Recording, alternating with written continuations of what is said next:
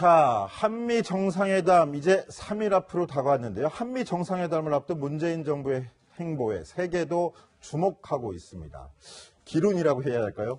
난데없이 영국 음악 축제에 등장한 한 깃발이 또 화제가 되고 있는데요. 자, 강병규 기자. 네. 이게 어떤 깃발인데 우리 문재인 대통령하고 연관이 되는 겁니까? 네, 일단은 영상을 보시면서 제가 설명해 드릴게요. 자, 이렇게 영국 록 페스티벌인데 지금 보시는 것처럼 저 깃발입니다. 저 영국인데 한글 깃발이군요. 예, 저는 무슨 고려시대 장수가 가지고 다니는 그 큰 깃발 있잖아요. 그건 줄 알았어요. 보니까 이 문덕이라고 적혀 있죠. 삼행시인데요. 이게 다 문재인 덕분이다라는 뜻입니다.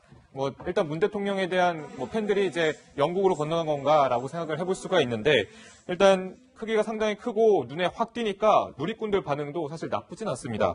뭐라고 했냐면요.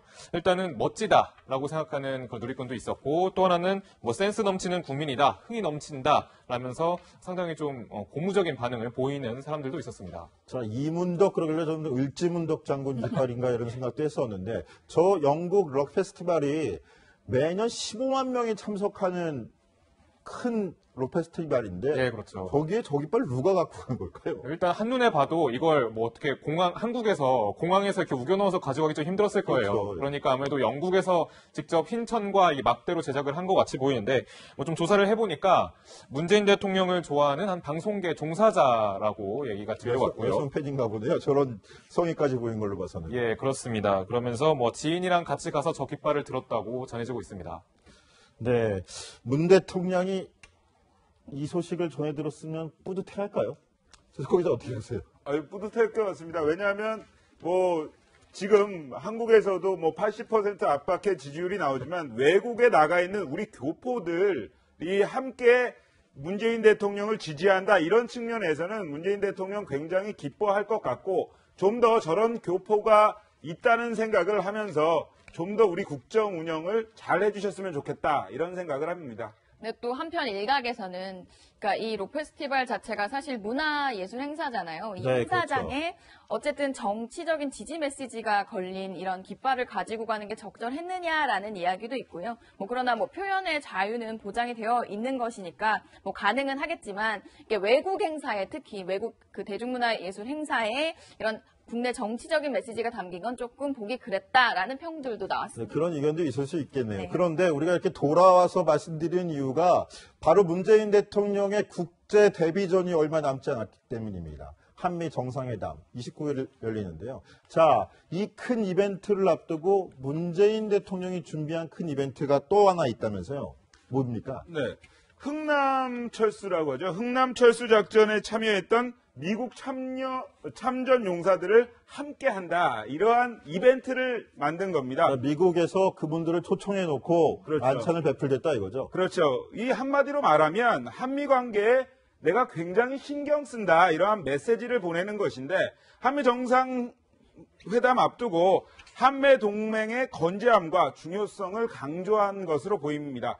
사실 문재인 대통령의 부모님이 흥남철수 작전 당시에 어떤 메르디스 빅토리오의 승선에서 흥남에서 탈출했던 1만 4천여 명의 피난민 중 일부이지 않습니까? 바로 저 지금 영화 국제시장의 그 한 장면인데 바로 저게 흥남 철수 작전을 영화한 거잖아요. 그렇습니다. 저 영화가 굉장히 인기를 끌었는데 흥남 철수 작전을 영화한 것이고 그래서 문재인 대통령 흥남 철수 작전에 대해서 굉장히 많은 이야기를 했죠.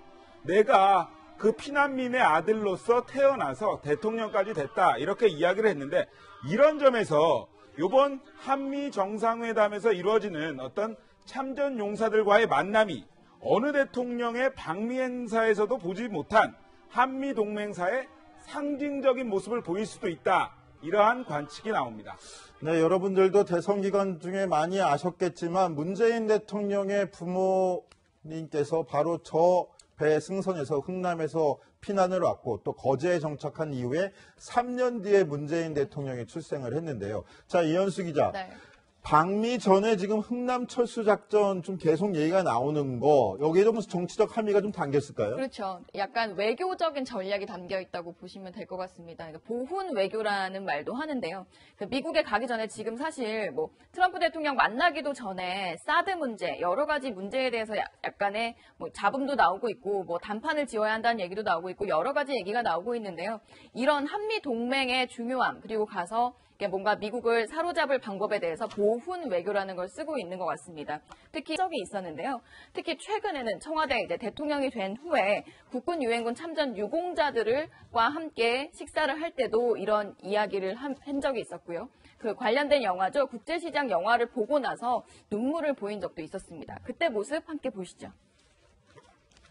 이 자리에도 그 영웅들이 계십니다만 장진호 전수와 흥남 철수 작전은 전쟁을 경험하지 못한 한국의 전후 세대들에게도 널리 알려진 역사가 되었습니다. 그때 그 덕분에 흥남에서 피난온 피난민의 아들이 지금 대한민국의 대통령이 되어서 이 자리에 여러분과 함께 있습니다. 저희 가족사 상당히 공통되는 부분이 많거든요. 저희 집도 와서 피난살이 하면서 지금까지 살아왔기 때문에. 네, 문재인 대통령 영화 관람 모습 보셨는데 당시 정치인들의 영화 관람은요. 대중과 함께한다는 이미지와 함께 정치적 메시지를 던진다는 두 마리 토끼를 잡는 효과가 있었습니다. 문재인 대통령은 2012년 대선 전에는요. 광해를 받고 2014년에는 노무현 전 대통령을 모델로 한 변호인을 관람했고요. 부친이 직접 겪은 흥남 철수 작전이 담겨져 있는 국제시장도 함께 봤습니다. 국제시장은 정치적 라이벌 김무성 전 대표의 아들이 출연하기도 해서 화제가 되기도 했었는데 당시 여당 의원들은 대한민국의 발전을 기리는 영화라면서 박수를 보냈고 당시의 야당 의원들은 분단의 아픔을 그렸다면서 통일에 방점을 찍는 같은 영화를 보고도 조금씩 다른 그러한 해석을 내놓기도 했습니다. 자, 문재인 대통령 첫 방미를 앞두고서 굉장히 심혈을 기울이는 모습인데요. 자, 여기에 발목을 잡는 요인이다 하면서 지금 성인식 문제 논란을 빚고 있는 탁현민 행정관이 이런 의전 행사의 가장 전문가인데 본인 문제로 따라가지 못한다. 이런 또 구설이 제기가 되고 있죠. 그렇죠. 탁현민 행정관이 사실 뭐 의전 비서관실에서 행정관 역할로 행사 기획 같은 걸 담당을 하고 있는데요. 방미를 해서도 사실 문재인 대통령이 주체가 돼서 하는 행사들이 꽤 있기 때문에 이번 방미에 동행을 할 것이라는 관측들이 많이 나오고 있고 그래서 야권에서 반발을 하고 있습니다. 네, 이 탁 행정관 과거 저서들 문제가 주로 지적이 됐었는데요. 근데 최근에는 과거 SNS 상에 올렸던 글들도 논란이 되고 있습니다. 기억하시겠지만 19대 총선에서 사실 김용민 씨가 총선에 출마했던 김용민 씨가 부적절한 언행으로 한번 논란이 빚은 적이 있었죠. 그때 당시에 콘돌리자 라이스 전 미국 국무장관에 대해서 약간 좀 말로 제가 옮기기도 좀 힘든 약간 죽이지 않은 멘트를 한 적이 있었는데요. 이 발언에 대해서 탁 행정관이 김용민 발언은 집회를 했다가 교통신호를 어긴 것쯤 된다. 사실상 별 실수가 아니다라고 하면서 그가 한 말이 성희롱이라면 전두환의 살인마라고 하는 건 노인 학대다라고 빗대면서 사실상 김용민 씨의 이 언행 논란이 별것이 아니다라고 두둔하는 SNS를 올린 것이 또 뒤늦게 논란이 됐습니다. 이런 부분들 논란이 되자 야권에서 방미 동행도 안 되고 빨리 경질을 해야 한다라면서 목소리를 높이고 있는데요. 그 목소리도 들어보시죠. 탁 행정관은 2012년 4월 미국의 전 국무장관인 콘돌리사 라이스를 성폭행하자는 비상식적인 인사의 말을 옹호한 적이 있습니다. 혈맹인 미국을 전쟁광으로 규정하고 일반의 상식과는 거리가 먼 것일 뿐만 아니라 동맹국인 미국에 대한 심각한 결례입니다.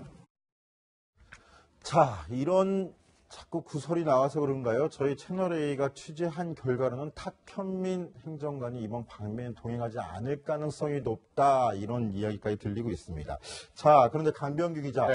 문재인 대통령 방미 역시 가장 큰 국제 이벤트이기 때문에 관심이 많이 쏠리는데 네. 그것 때문에 박근혜 전 대통령 방미 때랑도 많이 비교가 돼요. 근데 제가 이 얘기를 저희 강병규 기자한테 드리는 이유는 뭐냐면 당시 모습을 보자는 게 아니라 박근혜 전 대통령이 북한의 김정은을 끌어내리기에 특수작전까지 벌였었다 이런 얘기가 오늘 들리길래 그 얘기를 하나 물어보려고요. 어떤 얘기입니까? 사실 저도 이제 이 기사를 보고서 이게 과연 사실일까라고 상당히 고개를 좀 조아렸었는데 일단 이 얘기입니다. 아사히 신문에서 보도를 했던 거고요. 2015년 12월에 남북 당국자 회담이 결렬된 다음에 박근혜 전 대통령이 이런 대북 정책에 대해서 결재를 직접 서명을 했다 이런 내용인데요. 구체적인 그 대북 정책이 뭐냐면 일단 김정은의 은퇴, 실각 등 이런 플랜을 일단 실행하는 그런 계획이었다고 아사히 신문이 보도를 했습니다. 우리가 이명박 정부 때부터 레짐 체인지 그래도 북한의 변화를 얘기하긴 했지만 네. 실행 계획이 있었다 이건 또 처음 듣는 얘기입니다. 그러니까 좀 적극적인 개입과 그런 계획, 간섭을 좀 얘기하는 그런 서류라든지 그런 정황들이 지금까지는 나오지 않았었잖아요. 근데 아사히 신문의 이런 보도가 좀 눈에 띄었던 이유는 바로 이런 적극적인 계획이 있었다라고 주장했기 때문인데요. 구체적으로 제가 설명을 해드리면 이 계획은 김정은이 타는 자동차, 기차, 수상스키 등을 조작해서 사고로 이제 사망하게끔 하는 그런 계획이 있었다라는 게 이런 내용인데 하지만 뭐 북한의 엄격한 경계로 무산이 됐다라고도 아사히 신문은 보도를 했습니다.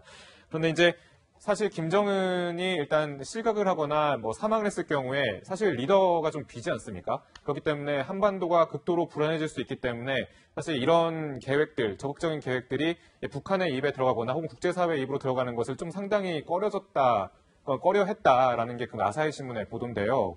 일단 국정원은 이런 사실에 대해서 사실이 아니라라고 좀 부인을 한 바가 있었습니다. 박 전 대통령 과연 어땠길래 북한에 어떻게 대했길래 이런 말이 나왔을까라고 생각해보면 이 모습을 좀 떠올릴 수 있을 것 같습니다. 박 전 대통령이 북한 정권에 대해서 강경한 태도로 좀 일관을 해왔잖아요. 한참 북한과 설전이 이어지기도 했었는데요. 직접 한번 들어보시겠습니다.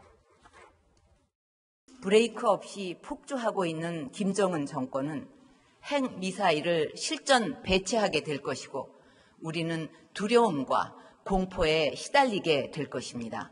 과거처럼 북한의 도발에 굴복하여 퍼주기식 지원을 하는 일도 더 이상 해서는 안 될 일이라 생각합니다. 국제사회와 주변국의 어떤 이야기도 듣지 않겠다는 김정은의 정신 상태는 통제 불능이라고 봐야 할 것입니다.